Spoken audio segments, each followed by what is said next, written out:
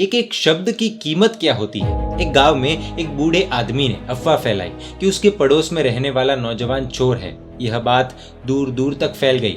आसपास के लोग उस नौजवान से बचने लगे। हम भी शायद उनकी जगह होते तो यही करते। नौजवान परेशान हो गया कि सब मुझे शक की नजर से क्यों देखते हैं और कोई भी मुझ पर विश्वास क्यों नहीं करता। इत्तेफाक से तभी उस गांव में चोरी की एक वारदात हुई। सबका शक उस नौजवान पर गया। उसे गिरफ्तार कर लिया गया।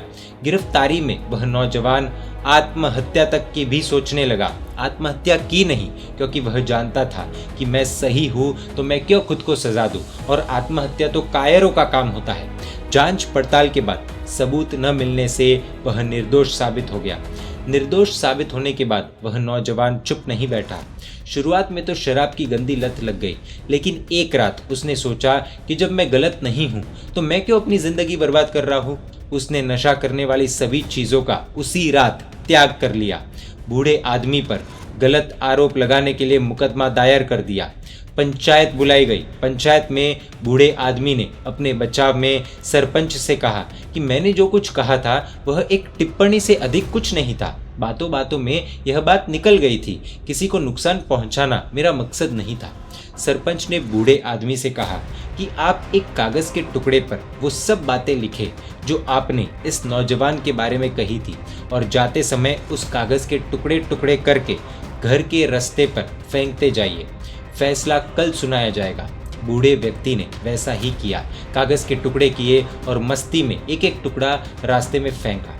अगले दिन सरपंच ने बूढ़े आदमी से कहा कि फैसला सुनने से पहले आप उसी रास्ते से जाइए जहां से कल गए थे, और उन कागज के टुकड़ों को जो आपने कल बाहर फेंक दिए थे इकट्ठा करके लाइए। बूढ़े आदमी ने कहा कि मैं ऐसा नहीं कर सकता। उन टुकड़ों को तो हवा कहीं से कहीं उड़ा कर ले गई होगी।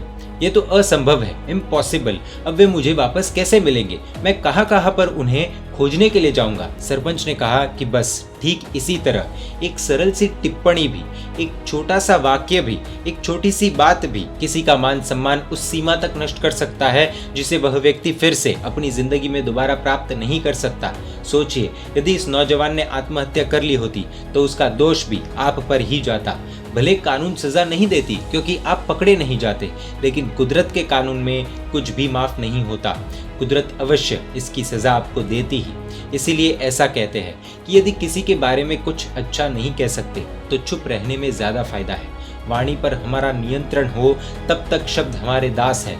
वाणी जब अनियंत्रित होती है तब हम हमारे कहे हुए शब्दों के दास बन जाते हैं। इस कहानी को जरूर शेयर कीजिएगा। इस विषय पर आप कमेंट भी कर सकते हैं।